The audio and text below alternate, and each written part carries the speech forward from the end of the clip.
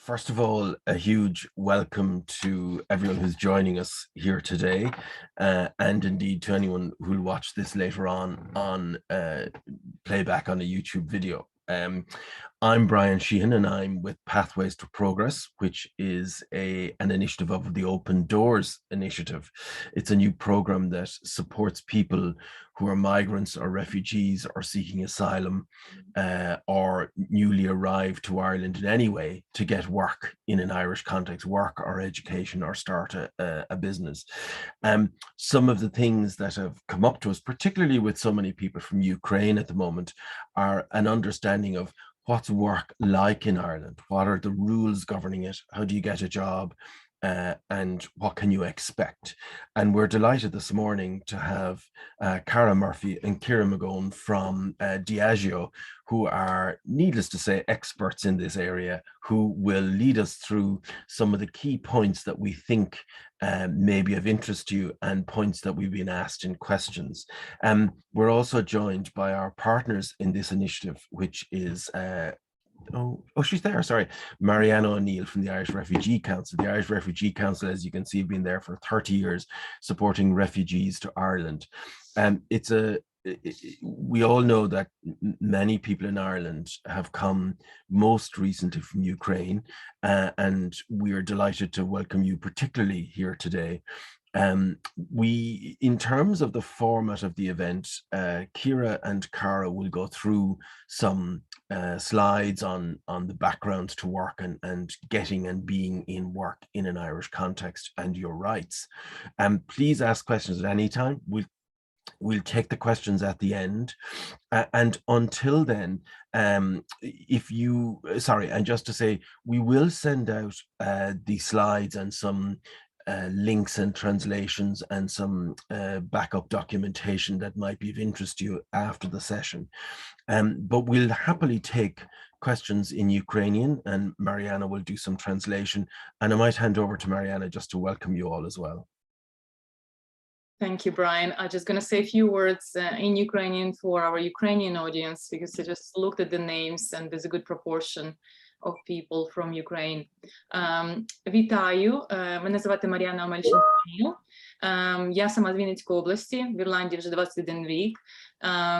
Більшу частину цього часу я працювала в консультуванні та управлінні технологічними проектами.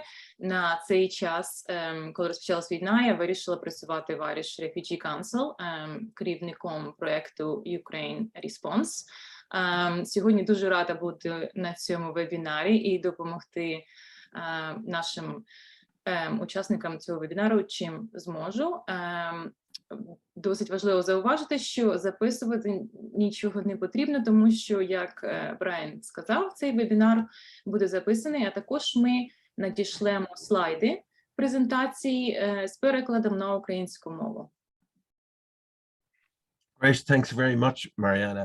So if you want to use the Q&A button for any questions you might have, and we'll ask those at the end or come back to them at the end. And I might at the end too, both Mariana and I will talk about some other supports that might be available to you as you're seeking work in Ireland, and some mentoring supports that might actually be of practical help to you as you're going through that journey in an Irish context seeking a job. And just to say that there's lots of information both on the Pathways to Progress website and on the Irish Refugee website, and both of them have translations in many languages, in particular in Ukrainian. With that, we might just hand over to you, Cara and Ciara, if that's okay.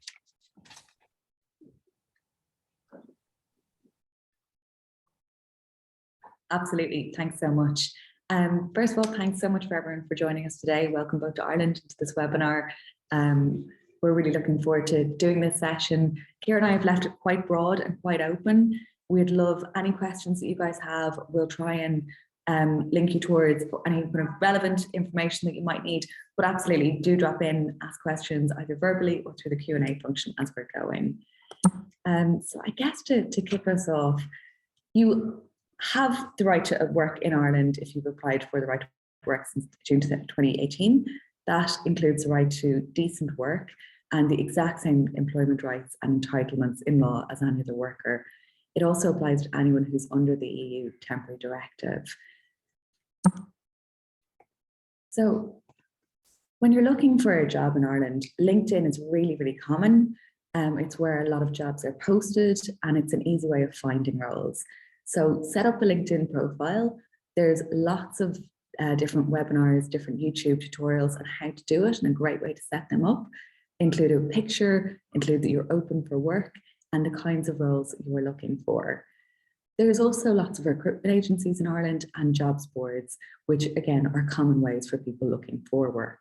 So if you were looking for a role in, let's say, hospitality, Googling hospitality roles Ireland and then sending your CV to recruitment agencies or through the relevant jobs boards is an easy way to apply. So you'll need to adapt your CV to an Irish context. The basic structure will be contact details, an overview of your experience, the list of roles you've had so far, your responsibilities and achievements, list of areas of education and training, usually around no longer than 3 pages in length. Open Doors have a really great job seekers toolkit, which gives CV templates. It gives breakdown of how to go about writing your CV, where to draw attention to, and we've linked to that on the next page. Will be a great place for you to start off. Most interviews will be in English. It would be when they're being scheduled, the employer will tell you what to expect. So usually maybe between a half hour and an hour, you'll be asked competency-based questions most of the time. So tell me about a time where you gave amazing customer service, or tell me about a time when you've gone above and beyond would be an example of a competency-based question. So to answer questions, you would use the STAR method, which is the situation, the task, the action, and the result. So just to frame that answer and really draw attention to where you were able to add value. There's sometimes a second interview where you're asked to prepare a presentation on an aspect of the job. That's not always done, but can be at some times. And mentoring and for CVs, for interview preparation is available through Pathways to Progress if that's something that you're looking for. So there's some relevant links there. As Brian said, we'll send out these slides to anyone who's participating in this webinar afterwards, so you'll have access to them. I'll pass over to Ciara now for getting ready to work. Yeah, thanks, Cara. Okay, so getting ready to work. So I suppose the first thing that you need to have in terms of seeking and getting work is to have a PPS number. So if you don't, that can be obtained from the Department of Social Protection. And at the end of these slides, I have links to the department if that's something that you do need to obtain. The second thing is to ensure you have an Irish bank account set up. So on the Revenue website, they actually have a couple of translated documents. I know they have one in Ukrainian around setting up an Irish bank account and how you go about that. You need things like identification and a bill with the proof of your address. So there's just a couple of things that you will need to set up a bank account in Ireland. The next thing that you should do as soon as possible after you get a job is that you should inform Revenue. And the reason for that is if you register your new job details online, it'll avoid you being in a situation where you're paying emergency tax, because they'll already have had sight of what your income is, so that they'll be able to allocate the correct tax bracket, the correct tax credits. So that's something that we would recommend doing once you do accept a job offer. So again, I've details for, at the end of the presentation there about how you do that. So it's through the Revenue website, and there's a portal that you sign up to called My Account. So that's how you do that. So in terms of taxation then, so most employees pay tax through a pay-as-you-earn system, and the employer deducts the PAYE directly from your wages. And you'll also pay PRSI, which is pay-related social insurance, and paying that entitles you to a wide range of benefits, such things like maternity benefit, potentially a pension, and it all depends on the class of PRSI that you pay, and also the amount of contributions that you have. So just to give you an idea, if you were looking to get maternity benefit, if you were going on a period of maternity leave, you would be required to have 39 weeks paid PRSI to avail of the state maternity benefit. So that is something that you will pay. And then universal social charge is also something that you pay. So if you earn a minimum of 13,000 per year, your employer then will deduct USC as well at source, so directly from your wages. So the amount then of PAYE that you pay depends on your income. So to give you an idea then, for a single person, income up to €707.69 per week is taxed at the standard rate of 20. And anything over and above that then is taxed at the higher rate. So there is, that does vary when it moves into the higher rate based on your status. So I've given there an example of a single individual, but if you were married or in a same-sex partnership, that does vary. So again, I'd encourage you to go on to Revenue to have a look at those, tax bands based on your own specific situation. So commencing employment. So I've just tried to give some high-level detail sort of what to expect and what your rights are when you do start a job in Ireland. So within the first 5 days, your employer must give you a written statement of the 5 core terms of your employment. And by that includes things like the full name of your employer and your own name, the address of the employer, the expected duration of the contract. So is the contract of a permanent nature, or is it a fixed term contract? Is there a specific end date? So are you, going to be working on a specific project, that expires after 6 months? So you should check also that duration has been made clear as well in your contract. It should also include the pay reference period. So that's the amount you'll get paid and also the interval as to which you will get paid. So do you get paid on a weekly basis, on a monthly basis? That should all be specified in your contract. And also the normal weekly hours. So the hours of work that you will be expected to do every week. And then within 2 months, then your employer must provide you with a full written statement of all the remaining terms. So I've given you an idea, I suppose, of some of the kind of other terms that they would need to provide, such as place of work, your job title, any paid leave that you're entitled to, any sick pay arrangements, pension, notice period. So there is a long list of other terms that they have to provide within that 2-month window. So many contracts contain a probationary period, contain a probationary period, which is usually 6 months. So essentially what that means is the employer uses that 6-month period to assess if you have the right skills and experience and are the right fit for the company. So it's also an opportunity for you as well to make sure that, the job is what you expected and you're happy with it and you want to continue. So it's kind of that time where I suppose both parties can see if the working arrangement is working out. So when you start a new role, there is an expectation that there would be an induction. And this really is an opportunity for a new recruit to understand the organization. And I really would encourage you during the induction to ask the questions to make sure, you're using this time to understand the culture, to connect with the people, and really understand what is expected of you in your role, so that, during that probationary period, you feel that you can really, hit the ground running, you have all the information that you need, and, you really can, be an asset to the organization. So I would just say, really, use that opportunity, don't be afraid to ask questions during that induction. That's what it's there for. So just to touch on 0 hours contracts. So this is something that, in most cases, won't be applicable. And as I said, the employer does have to state in the contract the number of hours that you will be required to work. But something which is a feature, although quite a limited feature in Ireland in employment, is these 0 hours contracts. So they are banned actually in most cases, except in very specific circumstances.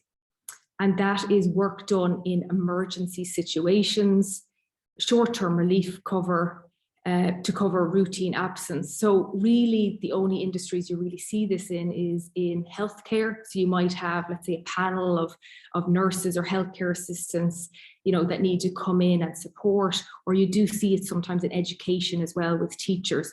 But in general, it's not something which is used. But if you do find yourself in a situation where your employer is giving you a 0 hours contract, and by a zero hours contract, I mean, they don't specify the number of hours a week that you'll work, but they ask you to be available for a certain number of hours. So your contract may say, we expect you to be available for 20 hours a week, but in reality, in some weeks you may get no hours, or other weeks you may get less than that or more than that. So it's really kind of a variable hours contracts. But there is some protections if you do find yourself in a situation where you are on a 0 hours contract. And essentially what that is if you work less than 25% of the potential hours that are set out in your contract, you should be paid 25% of the possible hours, or paid for 15 hours, whichever is less. So, for example, if your contract says they expect you to be available for 20 hours a week and you get no hours, well then 25% of 20 is 5 hours. So you should still be paid for 5 hours.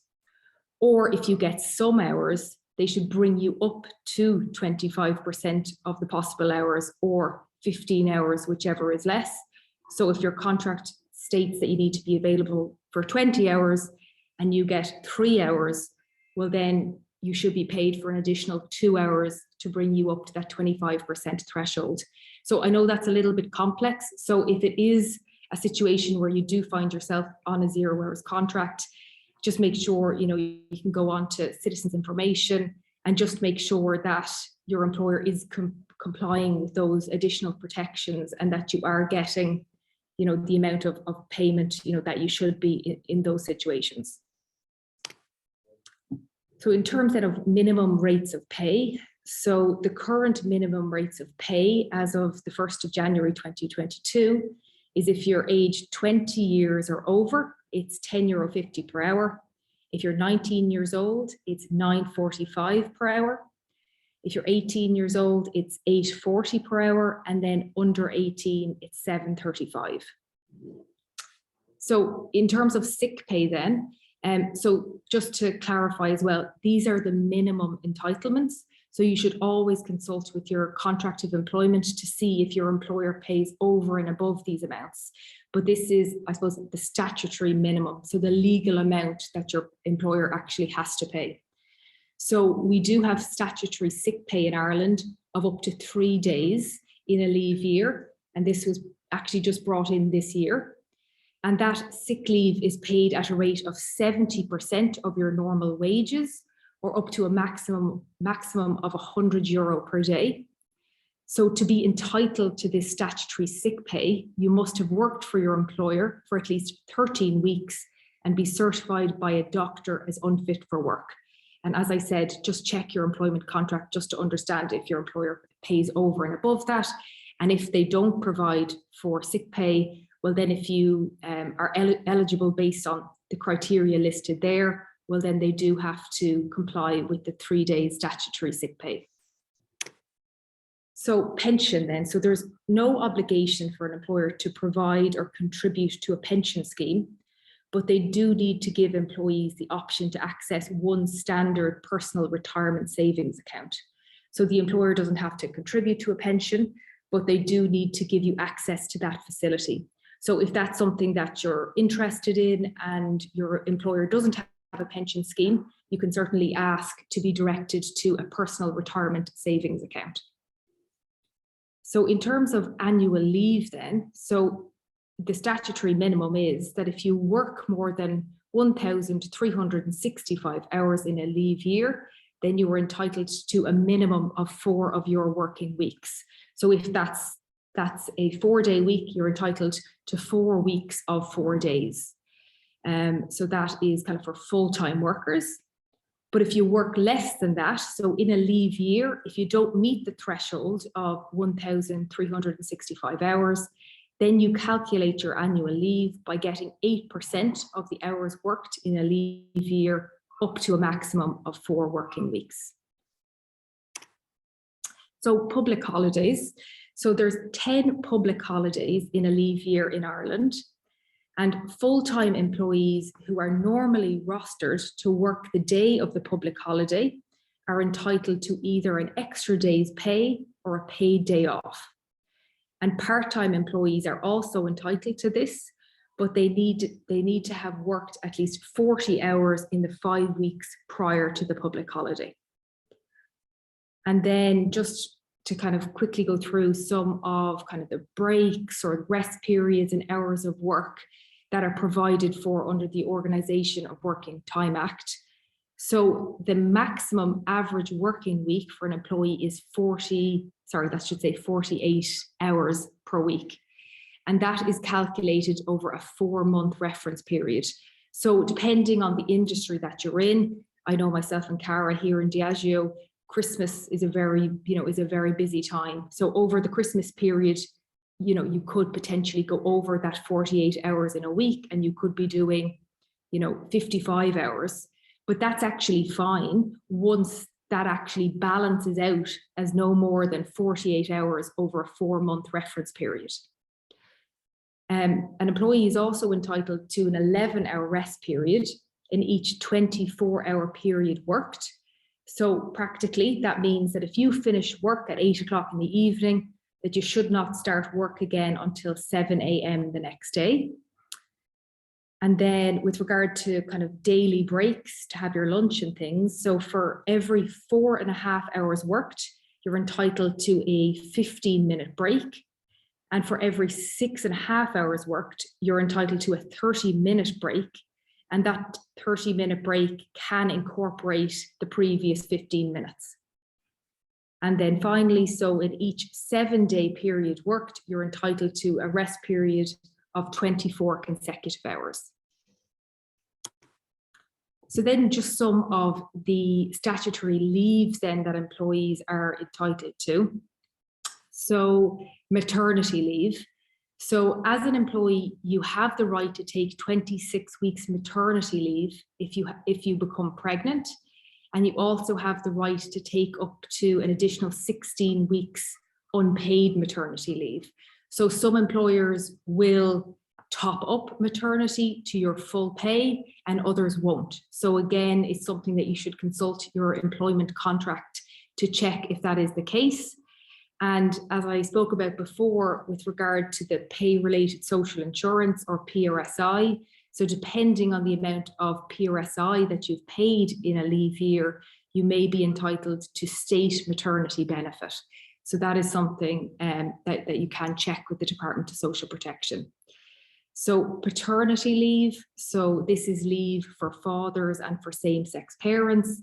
They're entitled to 2 weeks paternity leave to take at any time in the first 6 months after the baby's birth. And again, there is paternity benefit that is paid depending on the PRSI contributions. There is parents' leave, and this is an entitlement for parents to take 5 weeks leave during the first 2 years of a child's life. And again, there is parents' benefit. And that 5 weeks is actually due to increase to 7 weeks on the 1st of July. So that's going to increase there. So that is something, again, that a parent could take in the first 2 years of a child's life. Then there is parental leave. So this is for either mothers or fathers. So they can take up to 26 weeks unpaid parental leave for each eligible child before their 12th birthday. There is no state payment with regards to parental leave. So it would be an unpaid period. And generally, you must have been working for your employer for 1 year in order to avail of parental leave. And then finally, we have force majeure leave. So this, can be useful. So this is protected leave that we have in cases where you have a family crisis or emergency, and you do need to either not go into work on that day, or you do need to leave work immediately because something has happened to a close family member. So that is a paid leave, and it is paid by your employer. And they must do that if the circumstances are one where it was actually a case of force majeure leave. So the entitlements there are employees are entitled to take 3 days force majeure leave in a 12-month period, or 5 days in a 36-month period. And finally then on employment protection. So just to kind of give you a broad outline, I suppose, of some of the protections that employees have in the employment space. So the Unfair Dismissals Acts apply to employees who have at least 1 year's continuous service with their employer. So if you feel that you have been unfairly dismissed and you have 1 year service with your employer, you can potentially look to take an unfair dismissal claim. That 1 year service applies in all cases except in specific circumstances, and I have outlined them there. So it's things like if you were dismissed because you were a member of a trade union, or that you were dismissed because you went on maternity leave. So if any of those situations apply, well then, even if you're only in the business for less than a year, you could still potentially take an unfair dismissals claim. Or if none of those situations apply, you do need to have that 1 year continuous service. So there is also a body of legislation, the Employment Equality Acts, and they prohibit discrimination on any of the 9 grounds. And those 9 grounds are gender, civil status, family status, sexual orientation, religion, age, disability, race, or membership of the traveling community. So if you feel that you've been discriminated on any of those grounds, that may be a potential breach of the Employment Equality Act. So it's illegal for employers to discriminate on any of those grounds while you're an employee, or if you're going for a job and you feel that, maybe because of some comments made, inappropriate comments, anything like that, and that's the reason you didn't get the job, or if you didn't get a promotion or training opportunities, that potentially falls into being a breach of the employment equality legislation. Health and safety then next. So employers must ensure that their employees' safety, health and welfare at work is managed as far as reasonably practicable. So if you're in a job where there should be protective equipment provided, your employer does have a duty to provide that. So again, if that is something, you should be raising that with your employer in terms of the equipment that you require to actually safely carry out your role. So any complaints, so if you are concerned about any breaches of your rights under any of these acts, and obviously that's just, I suppose, a snapshot of kind of some of the key acts that we have in Ireland, you should make a complaint to the Workplace Relations Commission. I do have their details also at the end of the slides. And also that website just has lots of really good information around your rights and entitlements. So even for that purpose. What I would say though, I suppose with all of this is that you should, if you do have an issue in your employment, be it that you're not getting the right safety equipment, or that you're very concerned about something that has happened in the workplace, make sure you do look to exhaust the company's internal procedures. So something that you will be given within the first 2 months is the employer's grievance procedure. So if there is something that you are concerned about, certainly read that policy and make sure that you're raising it through the internal channels before you would kind of look outside if you don't feel it's being taken seriously. Okay, so I'll just hand back to Cara then, just to cover off then if you are setting up your own business in Ireland. Brilliant. Yeah, so as Cara said, a lot of that is covered off if you're an employee. So this is if you're setting up your own business and you're going to be self-employed. So once you have your PPS number, you'd need to register for My Account, which is the Irish Revenue's online service for individual taxpayers, and complete the registration process to pay income tax. Once you've registered for income tax, you can then register for ROS, which is Revenue's online service for business taxpayers, including those who are self-employed. By registering for ROS, you'll be able to manage all your tax obligations online, such as filing returns and making payments. You're also required to file a self-assessed income tax return every year.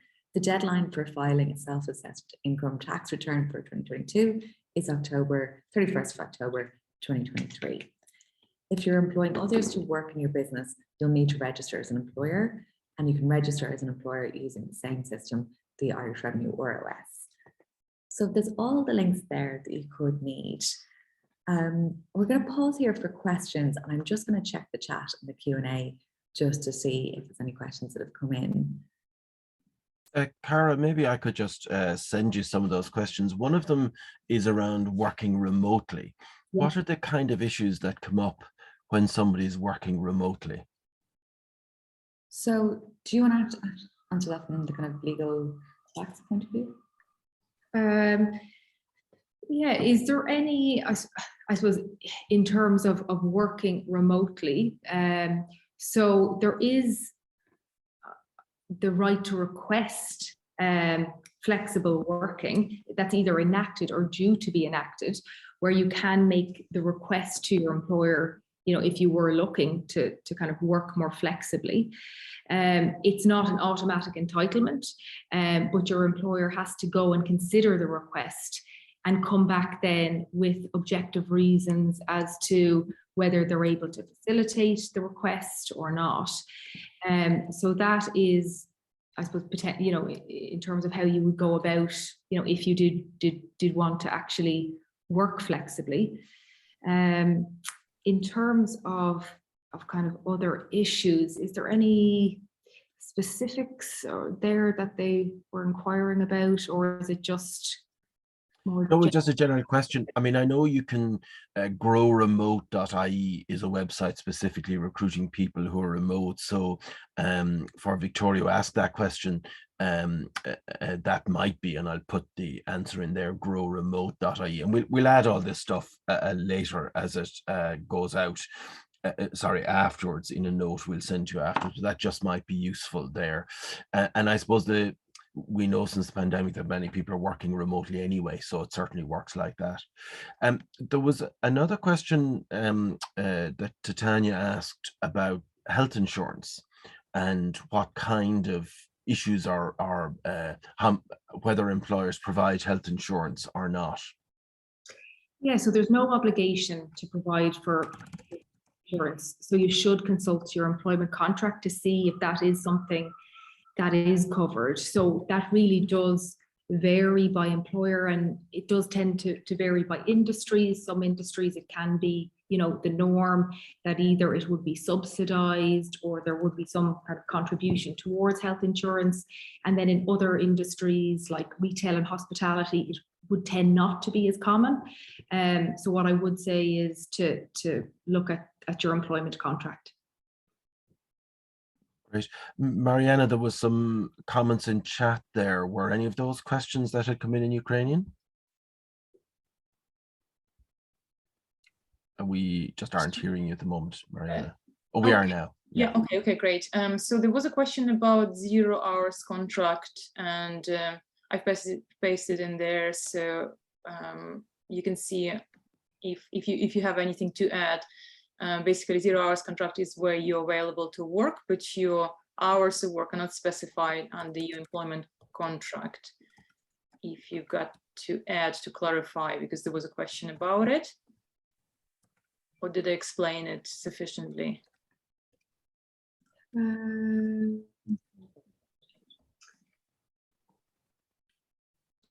Were you available for work, but your hours of work are not specified under your employment contract? Yeah, exactly. That is the situation. So as I said, they're not, they're not used commonly. They got a lot of kind of negative publicity in Ireland, but there is specific cases that I covered where they can be used. Healthcare, education, they tend to kind of come in a little bit more.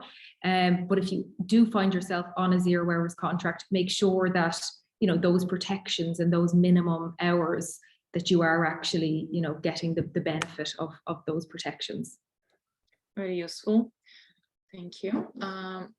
Brian, there were quite a few questions actually. Then I can see Tatiana Chuprina.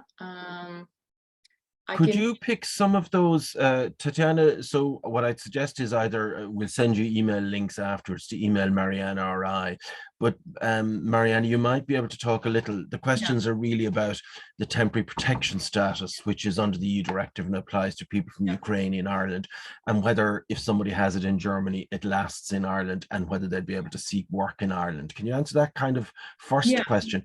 And your particular issues, Tatiana will chase up on afterwards. Yeah, thanks, Brian. So yeah, in general, I can. In fact, this is actually quite frequently asked questions in last few weeks that our helpline, who answered as of today thousands of calls and chats from the Ukrainian people. It is quite frequent. In fact, frequent from Germany as well and Poland, where people already receive temporary protection in those countries. Under the temporary protection directive that allows and gives the rights to Ukrainian people similar to those of Irish people when it comes to the employment, access to the social welfare, and so on. So people that received the temporary protection, we do know for today that they cannot have temporary protection in two countries in the same time. However, they can ask for temporary protection in Ireland, which when they do, the temporary protection in Germany, in this case of Tatiana Chuprina, will be stopped. And that's as much as we know for today. There's no clear mechanism how the temporary protection in Germany will be stopped when the temporary protection in Ireland will start. But we do know that Tatiana can ask for temporary protection in Ireland, and we do know that when Tatiana gets temporary protection in Ireland, her temporary protection in Germany will be stopped.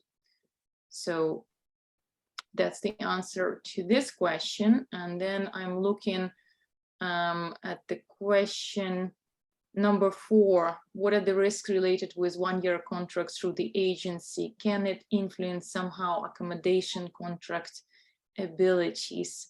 Landlord may not rent out without permanent contract. And then the question 5 related, if I arrive with temporary protection status to Ireland, but with your offer, am I allowed to obtain government help with accommodation? So I can take that on as well. So temporary protection applicants will get help with accommodation in Ireland. However, I would like to stress that it's not guaranteed where that accommodation will be, in what city, in what town, and what type that accommodation will be. So if Tatiana has the contract, one-year contract, and it's flexible type of working, hybrid type of working, where she has to be in the office, it might not be feasible if the accommodation the government provides, say in Galway, and Tatiana has to work in Dublin. So that is as much as I can provide in relation to it, summarizing that, yes, as a temporary protection applicant, you will get access to the accommodation. However, what type and where, and even with whom, if it's a single person, or we cannot answer. So that's in relation to the accommodation. Then in relation, there's a further on question that's connected to that, Mariana, Victoria. So what happens when temporary protection finishes? Do we have an answer to that yet, in terms of a person taking on a job now and wanting to build a career in Ireland? Do we know where we are on that yet? We don't. We don't. I can consult with immigration solicitors, people specialized in this area, and see whether we know. We do know that temporary protection applicants are getting temporary protection for 1 year and will likely be renewed. However, we don't know more about that. So we can come back with more detailed information. Thank you. And I suppose just to say generally, the last slide here has contact details for both Marianne and the Irish Refugee Council and ourselves here in Pathways to Progress. And we'll send those to you. And please send on any questions. We can't guarantee to answer them, but we'll certainly do our best. Cara and Ciara, if I can come to you, because some of the questions we had earlier or that people had sent in, and I'll come back to one raised on self-employment there, but can you talk a little more about part-time work? What are the kind of shapes of work that are out there for people who want to do part-time? What we know is, for example, a lot of people from Ukraine are women who have children and supporting their children and families in very difficult circumstances and wanting to work is tricky. What's the market like for part-time work, and what are the kinds of issues that might arise? Yeah, so I suppose COVID has kind of taught us, as you said, that there is kind of more flexible, kind of more family friendly, types of policies and working. So I suppose we're certainly seeing, an increase and an uptake. And I suppose even, here in Diageo, through our experience, there's a lot of people maybe moving to a job share arrangement or part-time work. So it is something, I suppose, we're seeing kind of replicated, across the market. So there is very, good protections for part-time workers. So they, should be treated no less favorably, than full-time workers. And really your rights and entitlements then are prorated kind of based on the hours that you do work. The difficulty can be a little bit is moving from a full-time to a part-time. So again, under the legislation, you have the right to request it. So to say, for family reasons, that you do want to move to a part-time arrangement, but that is, the employer will then go away, review that and see if it is a situation, that they can approve. So potentially then, depending on your circumstances, you could look maybe at some of the other family leaves that are available. So there is, like I said, parental leave and things like that. So you could discuss with your employer, potentially about taking that. So try, breaking it down potentially into days. So maybe that you could take, you could work 3 days and take two days as parental leave. So it's to have that kind of open discussion with your employer. And as I said, kind of what we're seeing out there is an appetite from employers to, they want to keep staff. So, there is that more flexible model that we are seeing emerging.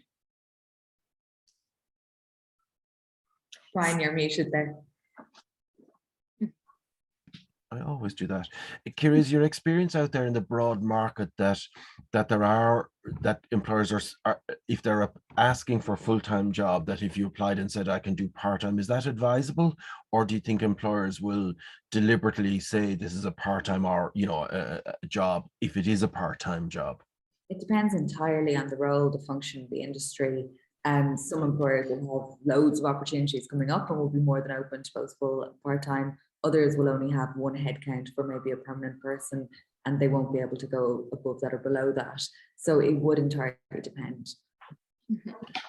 And would you suggest there's any value if a job is advertised as full-time that somebody queries whether there might be a possibility of part-time, or do you think when you see a job that says full-time, it's kind of fixed? No, I think always ask the question. And if it's not immediately, they might have part-time opportunity coming down the line pretty quickly. So I would definitely ask the question, introduce yourself to whoever the hiring manager is and start to have those conversations. There's a question there about teachers from Ukraine, and that might be outside all our scopes because it's about a recognition of qualifications. Mariana, do you have any experience in that in the Irish Refugee Council at the moment? And I know the minister is looking at speeding up the recognition of qualifications for people who are originally outside the EU. Do you have any sense where that is at the moment? It's not there fully yet, Brian. So best would be to send people the information, what's the standard processes and where is the actual process for the Ukrainian people that is simplified or speeded up. I can get back on that. But where I want to come in, Brian, you mentioned that majority of people, in fact, it's almost 50% of Ukrainian temporary protection people are women with children of school age. So it is very relevant to talk about part-time work for them in the context if they want to work, say from September, if the mother wants to work and she has children, she's not able to work full-time. Her husband is in Ukraine fighting. In their situation, there's about 49% of all the people in this situation. What questions we are getting is to do with, will I be better off, worse off starting work? That there's a bit of a fear of starting work and fear of essentially losing the social welfare benefits and livelihood.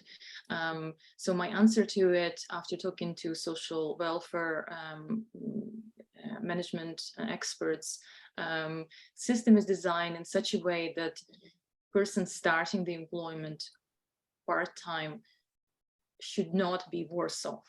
That's the answer in summary. Should not be worse off. If that happens, that person is worse off with working, say, 2 days per week,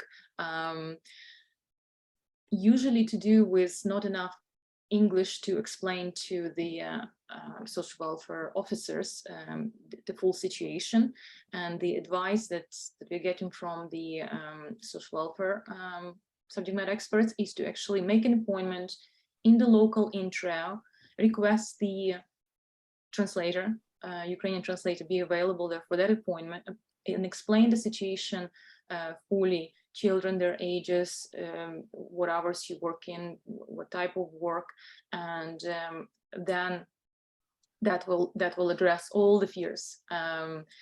Second, there's a My Welfare Benefit Estimator, and we can send the link to it, where people anonymously can actually see themselves the social welfare payment type that they're on now, and how that will change if they start working. For example, those 2 days per week, maybe it's split over 4 days, and mother is working while children in school, and how her situation will look. So we will send this estimator link after this webinar. So that's on that, Brian. Great. So the key point is that part-time work is available. Karen Keir, you're saying it's available in industry. People are understanding there's a real need for it. And your point, Mariana, is that you won't be worse off, that the social welfare system is designed to support people taking up part-time work. Okay, that's great. Some of the questions have come in about where do you get a job and what's the best way to get a job. And I know, Sadia, you've asked a question there as a clinical psychologist. So there are many websites, but Karen, Kira might come to you on this in a second, but just to say that we'll send out information and links. There is a specific website where the HSE, which is our health system, are recruiting people and so on, and you have a stamp for, so you can do that. But we'll send some of those links as well. But as a broad point, Cara and Kira, where's the best place to look for a job in an Irish context? So I would echo maybe what we started with, and some of those links are on the slide, that there's great jobs boards and there's great recruitment agencies, and LinkedIn would be the three main ways of getting one. So if you don't all have LinkedIn profiles, please do set them up as soon as you can. Include a picture, include that you're open for work, what kind of roles you're looking for. You can very easily search through the likes of LinkedIn for roles within any kind of area that you're looking at, whether full or part-time, whether remote or office-based, what the location would be, the salary range, all of that kind of stuff. And it's quite easy then to set up alerts as well. So you'll then get an email every day saying new roles have been released that match your criteria. You can do the same thing with the likes of Indeed, jobs.ie. Those are kind of the main sources that I would say, and also recruitment agencies. So if you were working in, use the example of healthcare, since it's come up a couple of times, there are recruitment agencies that will specialize within that. And there are also then the HSC. So I'd have a look at that as well. Great, thank you very much. So again, when we send out this afterwards, we'll send those links. There's an interesting question that comes up there, and it has been asked both of Mariana and myself before, and Cara or Kira, you might be able to do it. If you're coming on a temporary protection directive from Ukraine, or indeed are a refugee or migrant from other countries, particularly on refugees, you may not have direct access to your referees, and you may not have work experience in your own country. How do you, what advice would you have for somebody in that situation? You know, if you're, for example, coming from Ukraine, your previous employer may no longer be contactable, you may not know where they were, etc. So you're coming to a job in Ireland without direct experience in Ireland. What's the best way to handle that? It's a great question. I would, to my mind, a referee is someone who knows you and can vouch for what you've done. So it may not necessarily be a former employee. It might be someone who knows you here. It might be someone that, you know, lives in Great Britain or anywhere. I would maybe think slightly more creatively as opposed to who's your last employer. Now, I think most employers would completely understand in this instance and would waive it. If it's a case of you can't find referees, I mean, I would think that it would be fine in that instance. I don't think it would be a big issue.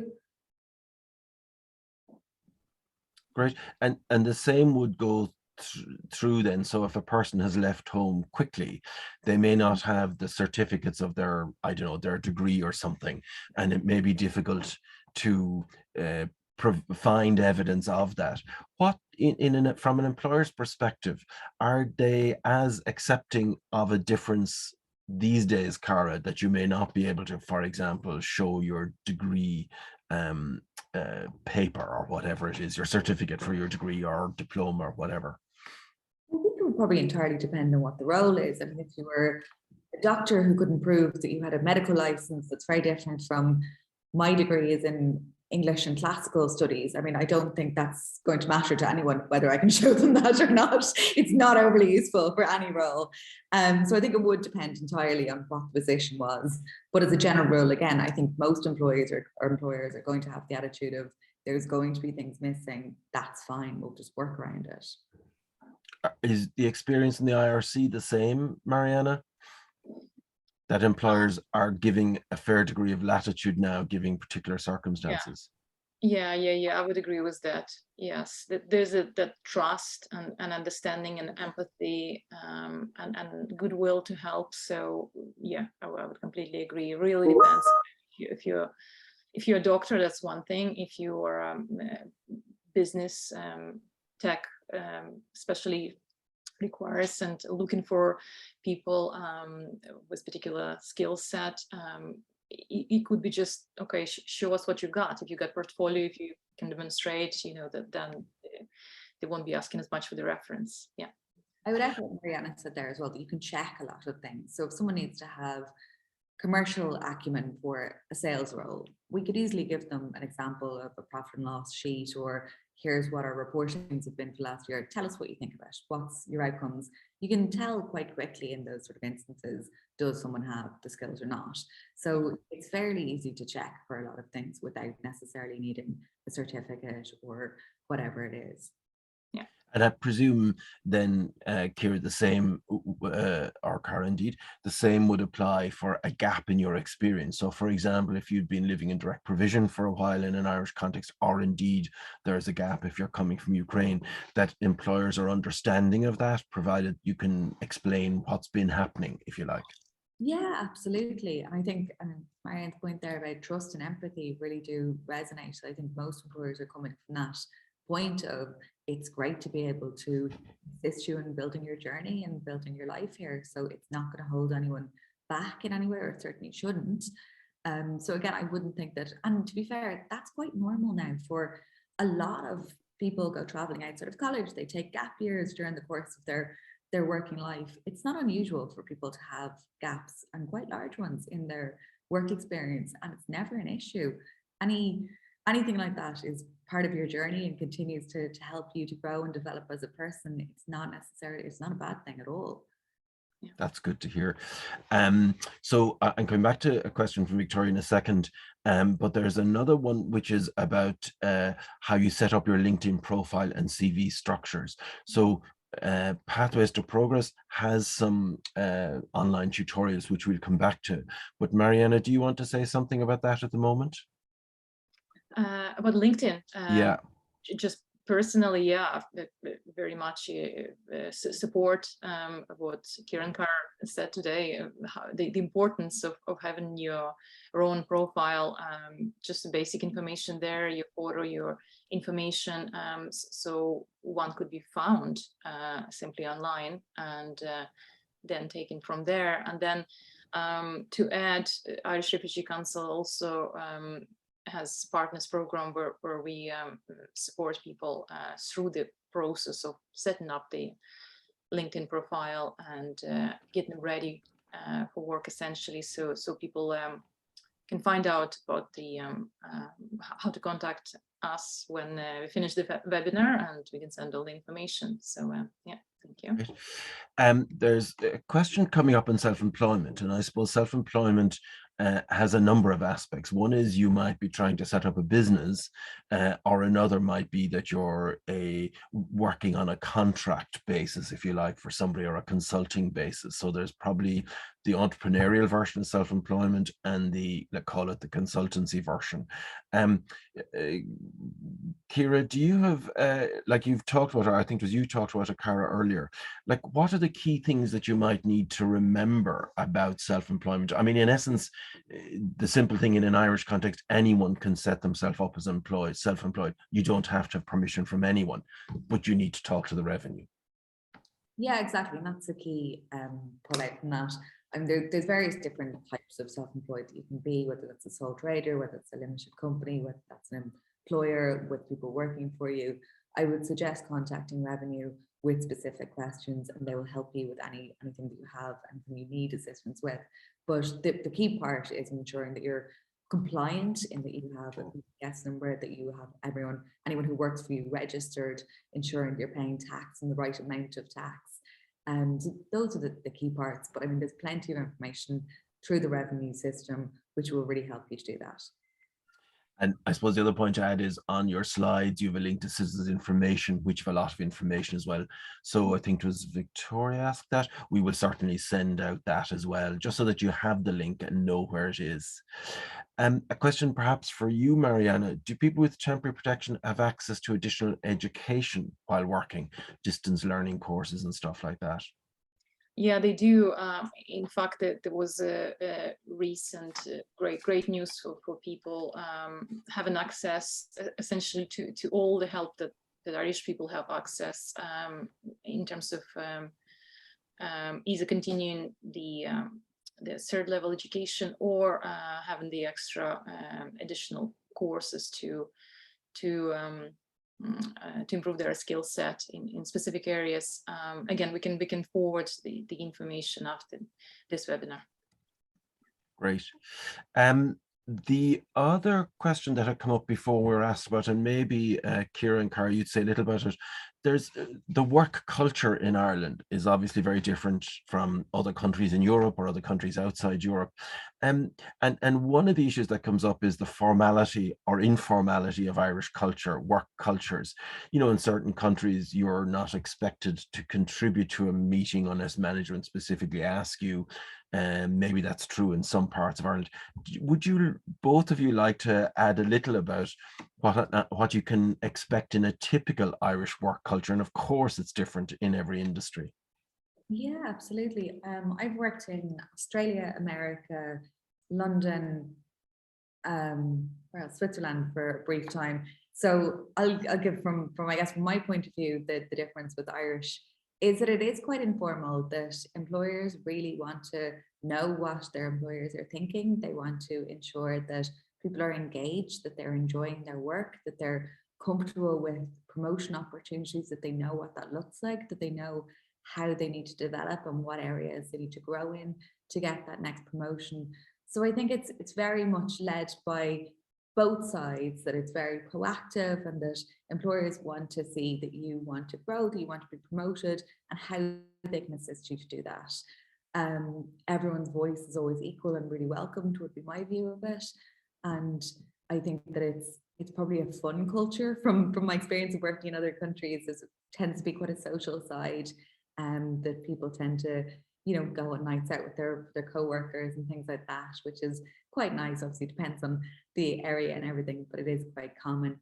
Ciara, would you want to add to that? Yeah, I suppose I would echo, what you've said there. So yeah, it does tend to be quite an open culture where, engagement, I suppose, is encouraged. It shows, you're interested, you're enthusiastic, and to use that induction, that kind of early period after you join the company, to ask those questions, or to maybe, discuss it with colleagues, around maybe there's a particular meetings where you might be expected to contribute, and maybe other more senior meetings maybe where that wouldn't be the norm. So what I would say is just have that open communication with your line manager, around what are their expectations, just so that you're really clear, and that you feel that you're comfortable, and you know what the expectations are. I imagine one of the most useful things in the workplace is a buddy system, that when you join a new organization, you have to learn that culture no matter what your prior experiences are. Do many organizations, and it might just be the large ones, operate that kind of buddy system these days, that when somebody new joins, somebody's appointed to kind of show them the ropes? Yeah, I think it's very common. And particularly in instances like this, where someone might be coming without having previously worked within the Irish workforce before, and will want and need that support. So I think it's both very common and something that you can ask for if it's not something that's being offered, and most employers would be delighted to be able to support. Great. I think that's probably all the questions we have at this point. It's been hugely, well, I've learned a lot, but it's been hugely valuable in terms of all of the issues you've gone through. We understand, of course, that they're challenging to absorb. It's so much information and detail, and really appreciate all the work you put into that. We will send it out afterwards to everyone. We'll send links and so on that might help people. And I suppose just to say, on the Pathways to Progress website, there's lots of other information, video tutorials and so on. And also, we are piloting a mentoring program, which will be people from businesses in Ireland who will work with you over a short period of time as you actually go through the process of doing your LinkedIn, doing your CV, cover letters in an Irish context, and indeed attending interviews along the lines that Cara and Ciara have suggested. So we'll send out information on those, and they hopefully will be of use to you. And certainly from my point of view in Pathways to Progress, we'd be delighted to help you in any way we can. And maybe over to you, Mariana, for a few final words. Look at the message that we got. The Ukrainian people appreciate your support. The Irish people are helpful and admirable. Thanks a lot, and welcome to Ukraine after our victory. So this is a brilliant message to finish our webinar. Thank you, Angela, for sending this. It's just great. It's been valuable. It's been useful. Ciara and Cara, thank you for giving this great information today. And we've gathered all the questions, the ones that we haven't answered fully. We will get back to people. You will get the helpline of Irish Refugee Council phone number. You can Google yourself today. Anyone who needs the help in Ukrainian language, we were there Monday to Friday. And thank you, Brian. Yeah, that's the slide. That's the helpline, and we're here to help you. So дякую всім українцям, які сьогодні були на цьому вебінарі. Гарного дня. I think that's it from me. Thank you very much. Cara and Ciara, thank you and your team in Diageo very much for all your information and time and thoughts today. We really are delighted with it. And to all of you who signing on today, and indeed who might watch in the future, thank you very much indeed.